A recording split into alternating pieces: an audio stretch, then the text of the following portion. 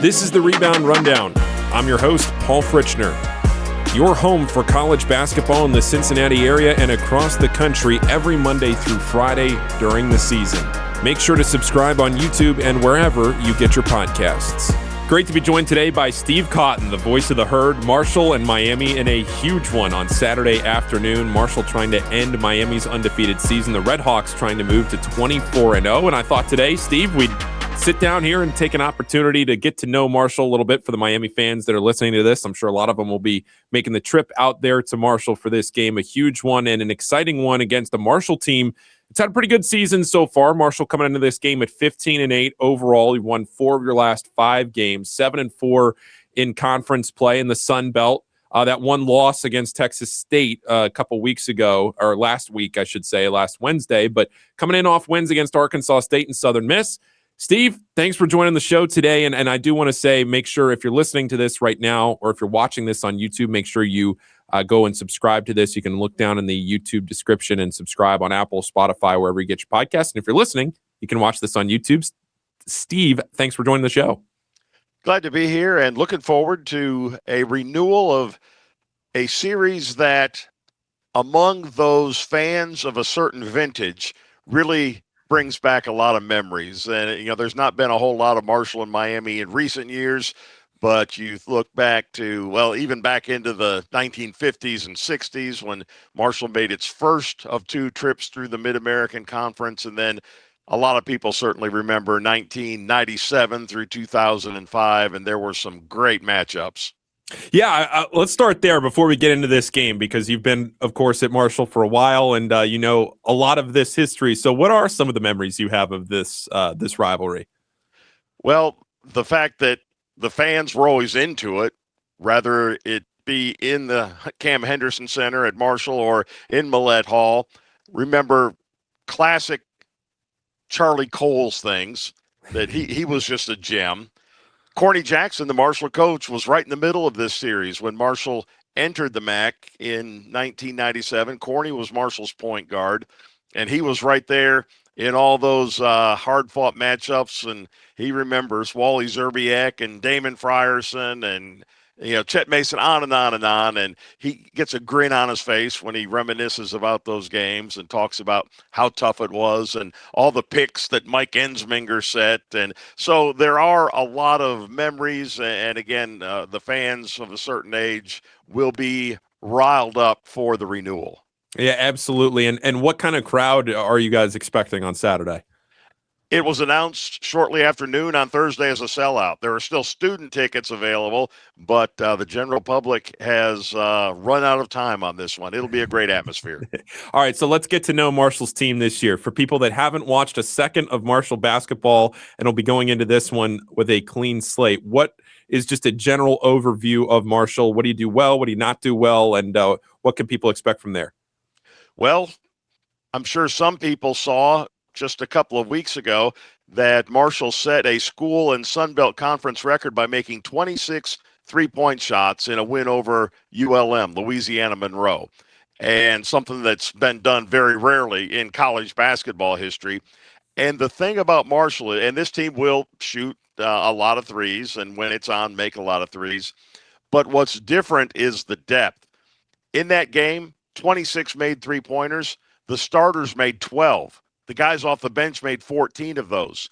Marshall tied an NCAA record by the fact that 9 different players made at least 1 three-pointer, and a couple of the starters didn't make any threes.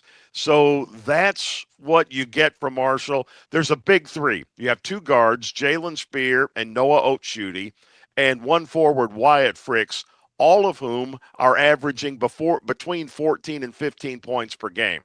Those 3 are going to get, most nights, they're 40 to 50 points.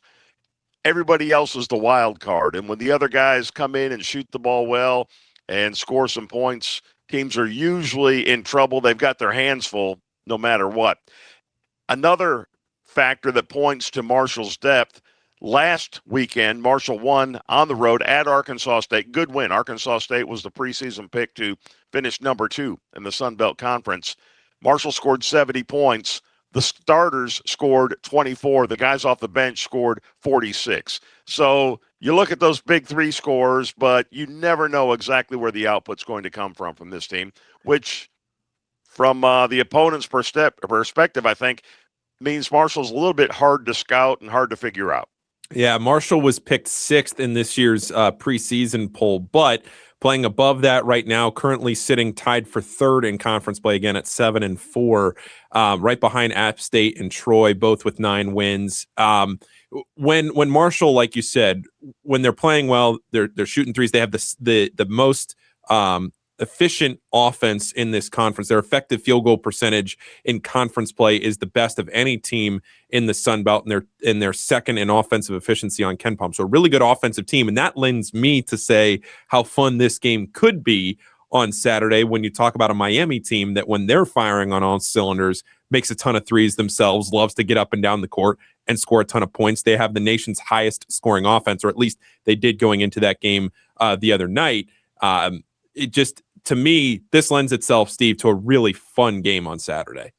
It is, and it is the polar opposite we were talking about 20 years ago, 25 years ago, when Marshall and Miami would play, and you would have Coach Coles slowing it down, playing defense, setting picks the entire distance, length of the shot clock, and especially when Ron Jersel was the Marshall coach. I think Miami won one game here in the Henderson Center, 51-48.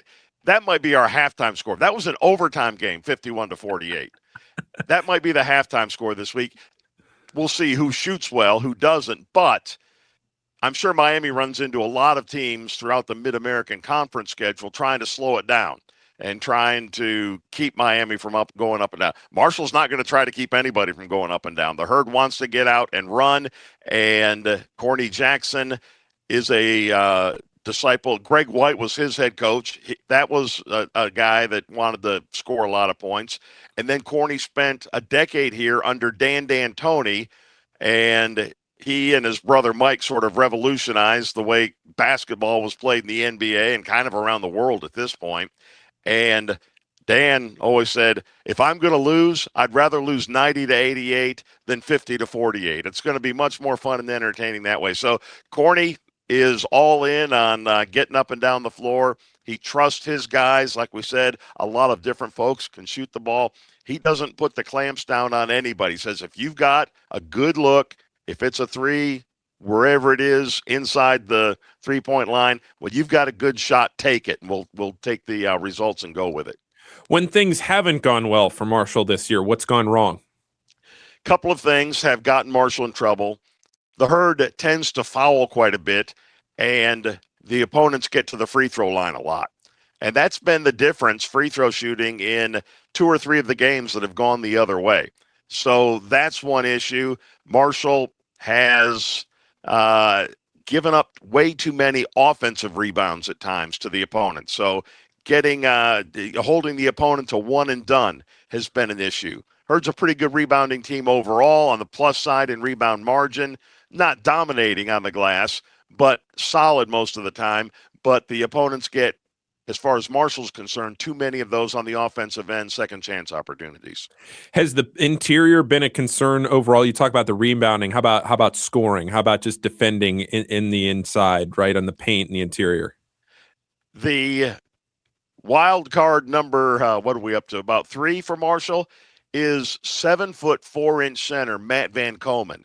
Well-traveled guy. He's from Utah. He began his career at the University of Utah. Played at Hawaii Pacific for a while. Played last year at Elon, was among the national leaders in block shots. 7'4" tall.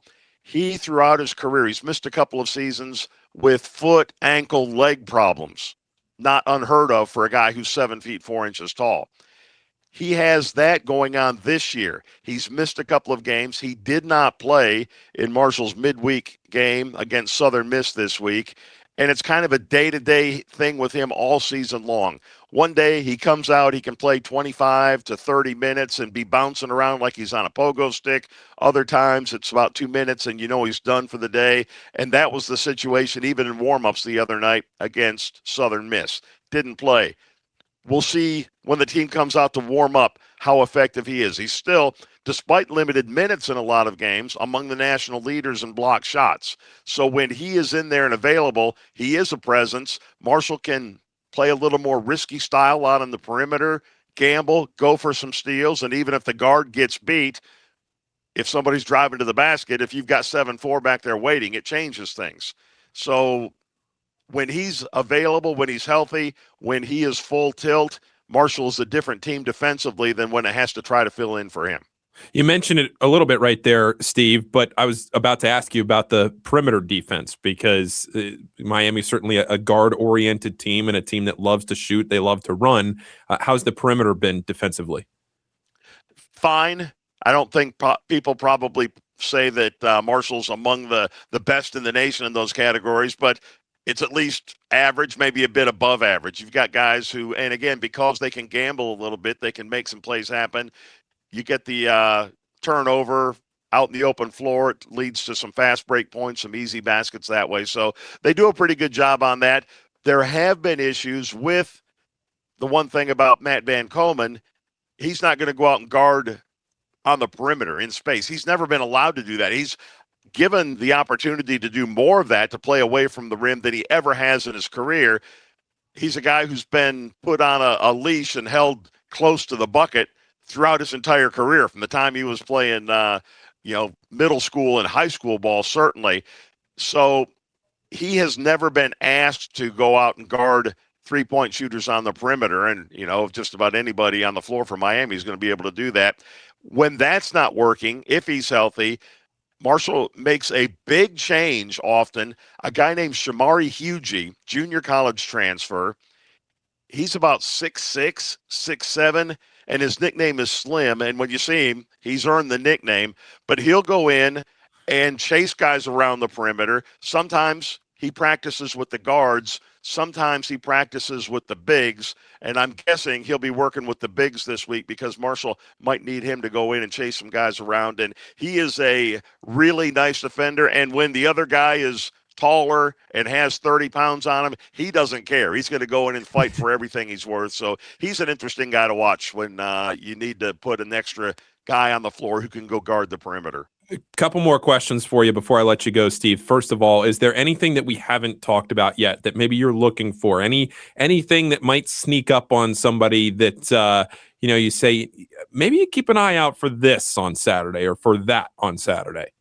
I think we've pretty much covered it. Again, you watch those guys off the bench who might come in and be really hot. One more guy I've not mentioned to keep an eye on is a freshman guard, Landon Joseph, who is over 6 feet tall.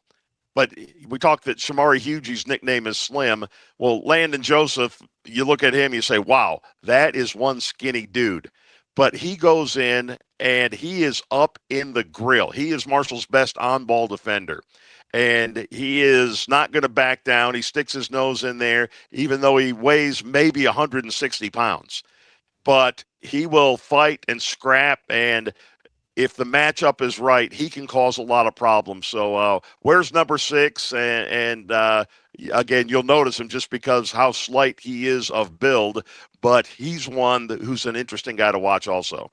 Now, some common opponents for Marshall, right? They've kind of run the MAC gamut here. He played UMass in a season opener, Toledo in game 2, also played Ohio, lost that game to OU. That was part of that 3-game slide in the early portion of December.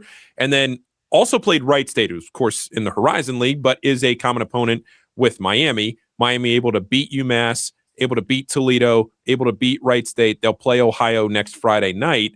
In the game against Ohio, I want to ask you that because that's the loss that you took to a MAC team. Was that just the end of a tough 3-game losing streak, or was there something that stuck out in that game? It was one where Corny Jackson was very unhappy when that game ended. He was not feeling it for a post-game interview. He was still steaming about that one. Marshall didn't play well. It's as simple as that.